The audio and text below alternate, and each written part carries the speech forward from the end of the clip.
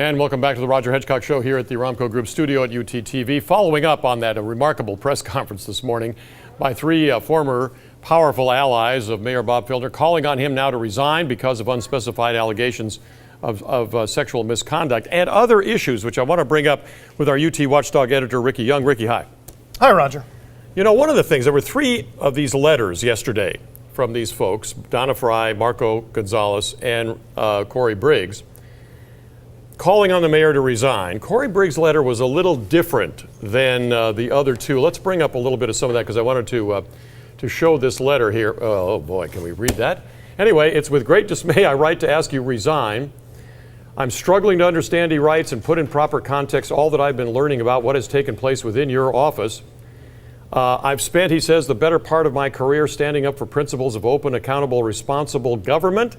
But it's clear to me that your office has violated those principles, and it would be impossible for you to successfully continue in the office without long-term damage to those principles and community efforts.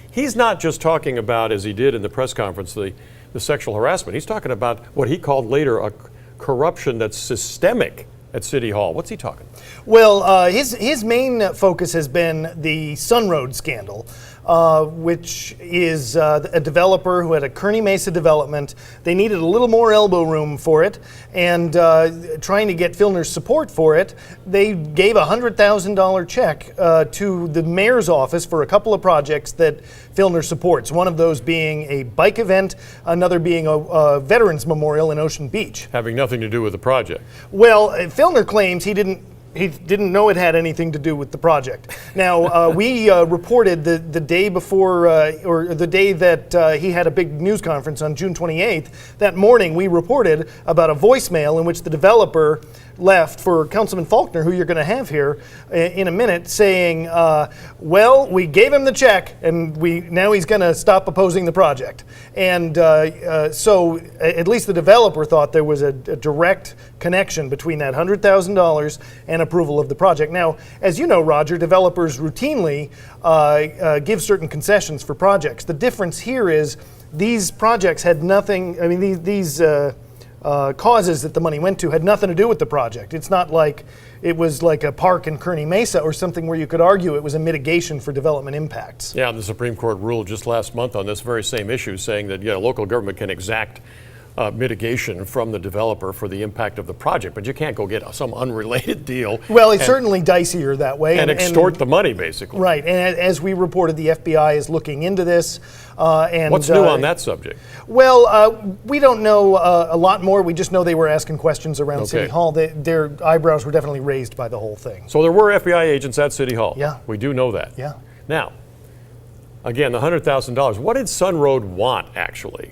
They wanted a little extra space. I think they were putting in some windows, and you needed to be able to open them into private space, not public space. So they need an easement to encroach, basically, onto the public space, and they needed approval for that. So the public had the land next to where this building is That's being correct. built. Yeah, park to space, encroach on it, they needed to get an easement to encroach their windows? Right, just a little less setback on their project, so it increased the footprint of the project by, I think.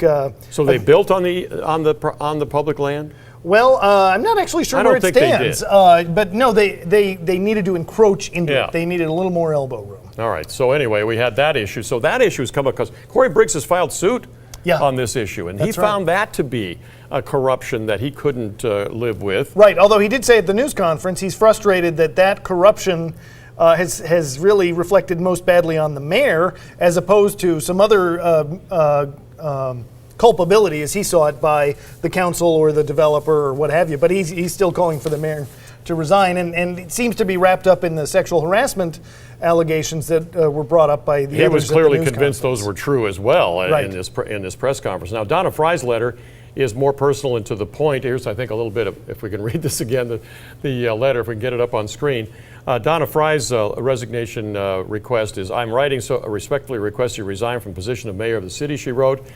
It's anguishing, she wrote. I've recently received credible evidence of more than one woman being sexually harassed by you Those who have spoken to me recently would not make the allegation lightly or without cause, and I believe them. And obviously she did, given the emotional tenor of what she said today at the press conference. She was very emphatic that she believes what these women are saying and, in fact, thinks the mayor should step down. Now, what will be interesting is to see, lacking any specifics of any sort, whether others step up. We are, on the Watchdog team, we are surveying every member of the city council to say, do you think the mayor should resign? And it'll be interesting to see what they say. So far, we put that survey out a couple hours ago, not a single response. So that's not an indication of a groundswell of people saying, yeah, Donna, you're right. So the question is, first of all, will the mayor step down voluntarily? And second of all, how much support will these three people get knowing what they know and no one else knows? So I wonder if they haven't briefed the city council, if they haven't briefed other people. You can ask Kevin when he gets on here. I'm going to, believe me. But I'd be interested to know whether he thinks the mayor should resign. I think like everyone else, he's sort of stopped short of that. Lorena Gonzalez, this morning put out a statement calling on the mayor to respond, not calling on the mayor to resign. Now, this is a woman whose brother has the clients. Now, maybe he respected attorney-client privilege and didn't tell Lorena what's really going on, didn't tell her the story, and still, without details, she's not calling on him to resign. She's calling on him to respond. When things go wrong, they go wrong. The mayor's now accused of getting free furniture. What's this all about? Well, a nice new couch and armchairs showed up in the mayor's reception area. We asked Jerome of Jerome's Furniture, Jerry Navarro. He said he gave it to the mayor because he thought all the dignitaries and all this coming through, they should have a better entryway. And so now at the same time, he's got some projects pending before the council. And who did he arrange for the furniture with? The same guy that set up the Sunroad contribution, Alan Jones, the now departed city administrator. So, I don't know that there's any kind of quid pro quo going there, but it's certainly interesting timing, and maybe that speaks to what Corey Briggs means, where there's this sort of culture. I'm not sure this chair upgraded what they had at City Hall. Well, we've got a lot of comments on the story that it's not that attractive furniture, but I think it's nicer than my living room chair. I love Jerry Navarro, and I can't believe he's involved in anything like that. But, this is kind of scandal day because you've got even Greg Cox, who's untouchable for decades in this town. I mean, the most scrupulous guy you can imagine. His wife he's the county supervisor. His wife's the mayor of Chula Vista. Right. And now their daughter's embroiled in some kind of controversy. That's What's right. that all about? We reported this week that their daughter, Elizabeth Cox, got a $90,000 a year job at Sandag shortly after the Coxes voted or supported the takeover of the State Route 125 toll road by Sandag. Now, what's particularly interesting is, although she was not hired for this immediate purpose, she was made the marketing project manager for the SR 125 toll road. So she's working for this project that they helped make happen and that they brought in-house to Sandag. Now, they say she did this completely on her own merits. They didn't influence the hiring decision in any way. We talked to some experts who said, well, if she's so qualified, couldn't she work somewhere where you wouldn't have this taint on her or them? And it's also the second time that we've had to report that she has a job tied to her parents. The other was she worked for the Rock and Roll Marathon. Well, her dad was giving $100,000 of grant money to the marathon. So it's just sort of. I'm sure she's a very talented woman. But why not get the job? Every dad wants to see their daughter get a good job, especially college grads that don't get such hot jobs these days. Yeah. Well, and certain people have the juice to get their daughter a good job, but the question is, should they? And is that on the up and up in terms of a conduct for a public official? Have we asked Sandag in terms of who hired her, what the motivation was? Have we got any? They walked us through the whole process. They were very transparent about this. They were super fast in getting us answers on this. But they had 94 people applied. They narrowed it down to 6 finalists.